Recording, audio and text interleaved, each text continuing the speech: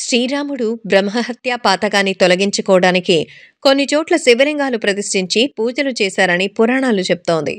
ఇక్కడ ఆలయంలో విశేషం ఏంటంటే ఒకే ఆలయంలో 2 శివలింగాలు ఇంకా రామసేతు సైన్యం అక్కడే ప్రారంభమైంది. మరి ఈ ఆలయం ఎక్కడుంది? 2 శివలింగాలు ఎందుకున్నాయనే విషయాన్ని ఇప్పుడు తెలుసుకుందాం.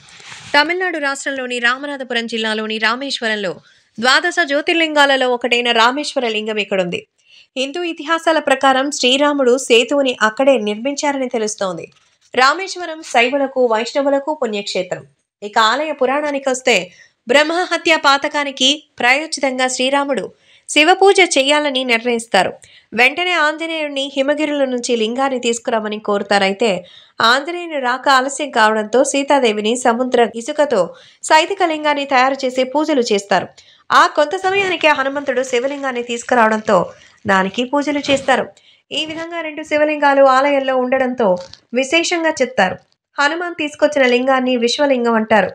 మొదటి దర్శనంతో పాటు పూజలను కూడా ఈ లింగానికి చేయాలని రామచంద్రుల వారి చేత ఆదేశమని పురాణాలు వెల్లడిస్తోంది. సో ఇక ఆలయాల విషయానికి వస్తే ఈ రామేశ్వర ఆలయాన్ని క్రీస్తు శకం 12వ శతాబ్దంలో నిర్మించినట్టుగా సమాచారం. సింహద్వారం సుమారు 100 అడుగుల ఎత్తున ఉంటుంది. అయితే ఇచ్చట సముద్రం లోతుగా చాలా తక్కువగా ఉంటుంది. మొదట సముద్ర స్నానం చేసిన తర్వాత గుడిలో 22 బావులలో స్నానం చేయాలని చెప్తారు. ఈ ఆలయాన్ని ద్రవిడ సంప్రదాయ రీతిలో నిర్మించారు. ఆలయం చుట్టూ ఉన్న ప్రహార గోడ ఉంది. గోపురాలు కూడా ఎక్కువ ఎత్తులో ఉంటాయి. ఆలయం లోపల కారిడార్స్ కూడా ఉంది. ప్రపంచంలోనే అతి పొడవైనటువంటి కారిడార్గా వీటికి విశిష్టమైన గుర్తింపు ఉంది. ఆలయంలో ఉత్సవమూర్తుల్ని ఉంచే మండపాన్ని చొక్కటన్ మండపం అంటారు. చదరంగం పట్టిక ఆధారంలో ఉండడంతో దానికి పేరొచ్చింది. రామేశ్వరం ద్వీపంలో అనేక తీర్థాలున్నాయి. రామనాథ స్వామి ఆలయంలోనే 22 తీర్థాలున్నాయి.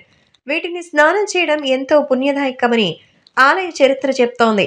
ఈ తీర్థాలు చిన్న బావుల్లాగా ఉండడం విశేషం. ఈ జలాలతో పుణ్య స్నానం చేస్తే తపస్సు చేసిన ఫలితం వస్తుంది. ఆలయం బయట నుంచి కొంత దూరంలోనే సముద్రం తీరం కనిపిస్తుంది. ఇక్కడ అలలు లేకుండా ప్రశాంతంగా ఉండడం విశేషం.